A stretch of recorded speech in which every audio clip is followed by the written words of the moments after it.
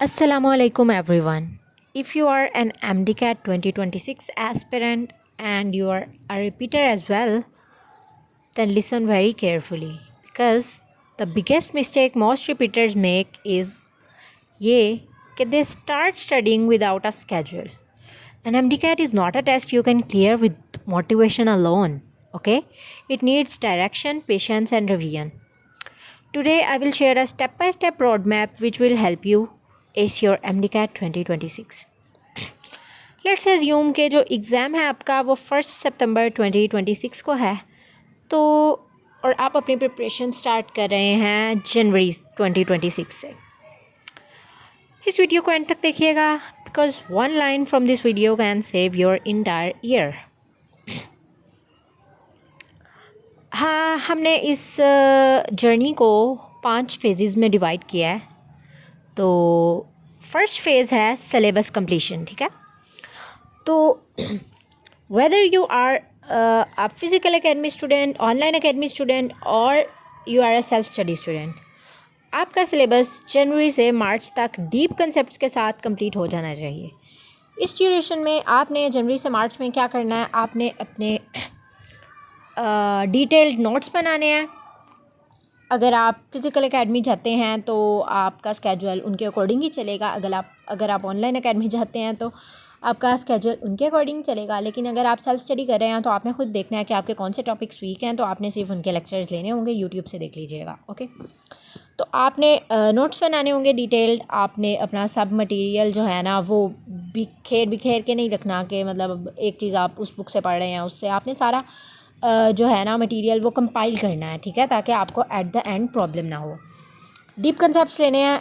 देखें, if you don't understand a topic in January तो you will fear it in August, okay.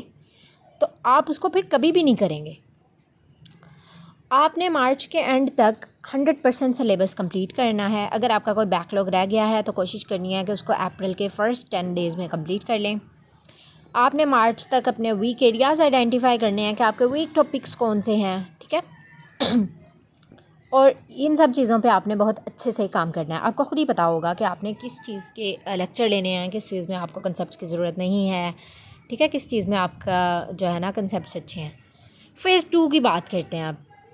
Phase 2 है आपका first revision phase, ठीक है। इसमें आपने अपनी करनी होगी फ़र्स्ट रिवीजन, जो आप करेंगे अप्रैल से मई में। अप्रैल का स्टार्ट के 10 डेज़ आप अपने बैकलॉग्स के लिए भी ले सकते हैं इफ़ यू वांट। बाकी अप्रैल से मई तक आपने अपनी रिवीजन करनी है। MDCAT is not about what you studied, it's about what you remember under pressure, ठीक है। अब आपने इस फ़ेज़ 2 में जब रिवीजन करनी है ना, फर्स्ट रिवीजन अप्रैल और मई में 2 मंथ्स में, तो आपने अपनी मिस्टेक नोटबुक बनानी है। जब आप प्रैक्टिस करेंगे तो आपकी जो मिस्टेक्स होंगी ना वो आपने एक नोटबुक के ऊपर जो है ना नोट डाउन करते जाना है। मिस्टेक नोटबुक के ऊपर I will make a separate video as well. और आपने अपनी शॉर्ट लिस्टिंग करनी है। शॉर्ट लिस्टिंग पर भी I will make a video. तो फ़ेज़ 2 में आपने अपनी शॉर्ट लिस्टिंग लाजमी करनी है। अब हम बात करेंगे फ़ेज़ 3 की, सेकंड रिवीजन, ठीक है। आपने जो फर्स्ट रिवीजन करनी है ना वो आपने डिटेल करनी है। उसमें आपने अपनी टेक्स्ट बुक भी पढ़नी है। आपने अपना जो है ना सब कुछ अच्छे तरीके से जहन में बिठाना है, ओके। जो फ़ेज़ 3 है ना सेकंड रिवीजन का, वो आप करेंगे जून से लेके मिड जुलाई तक, ठीक है, हाफ ऑफ जुलाई तक आपने सेकंड रिवीजन करनी है। अब जब आपने ये सेकंड रिवीजन की जो बात है ना, इसमें आपने रिकॉल लाजमी करना है। रिवाइज से ज़्यादा बेहतर है रिकॉल। आप एक ही चीज़ को पढ़ते जाएं, इससे बेहतर है आप रिकॉल करें। आप देखें आपको कितना आता है। एक टॉपिक पकड़ें, उसको जो है ना ख़ुद को सुनाने की कोशिश करें, ख़ुद को बताएं कि आपने उसमें क्या क्या पढ़ा था, उसके क्या कॉन्सेप्ट्स थे, ठीक है। Do not chase marks in test, chase improvement, okay. अब हम आते हैं फ़ेज़ 4 की तरफ, जो कि होगा थर्ड रिवीजन फ़ेज़, जो आपका मिड जुलाई यानी हाफ ऑफ जुलाई से मिड अगस्त तक चलेगा, यानी 1 मंथ का, ओके। तो इसमें आप अपने नोट्स रिवाइज़ करेंगे। इसमें आप टेस्ट ज़्यादा से ज़्यादा अटैम्प्ट करेंगे। कोशिश करें किसी भी एकेडमी का ऑनलाइन या फ़िज़िकल टेस्ट सेशन लाजमी ज्वाइन करें और टाइमर लगा के टेस्ट सॉल्व किया करें। Stop asking others how much syllabus have you done.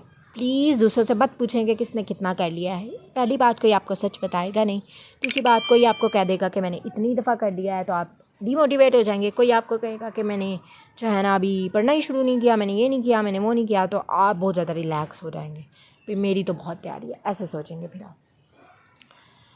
अब हम आते हैं फ़ेज़ 5 की तरफ। फ़ेज़ 5 में आपने बनाने हैं शॉर्ट नोट्स, बनाने नहीं हैं सॉरी, रिवाइज़ करने होंगे शॉर्ट नोट्स।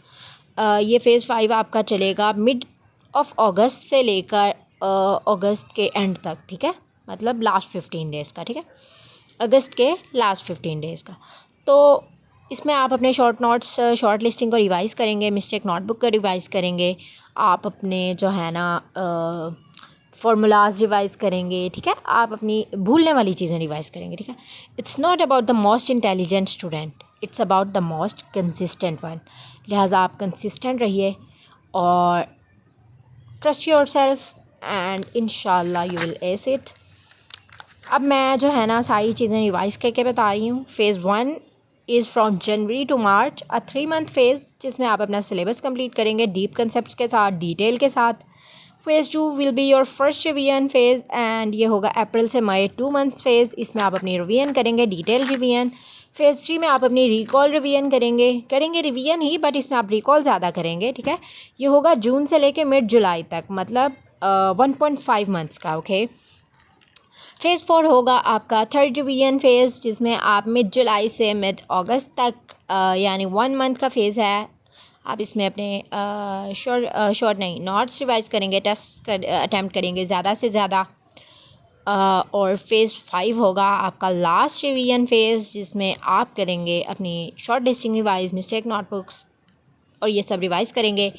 और अगर इसके बाद भी आपका एमडीकैट सितंबर के मिड में चला जाता है या सितंबर के एंड पे चला जाता है, तो उसके अकॉर्डिंग आप अपना ये प्लान मॉडिफाई कर लेंगे आप, या फिर आपको 1 मंथ या 15 डेज़ मज़ीद मिल जाएंगे, आपका फ़ेज़ 6 स्टार्ट हो जाएगा रिवीजन का, तो वो हम अकॉर्डिंगली उसको मैनेज कर लेंगे। That's it, best of luck.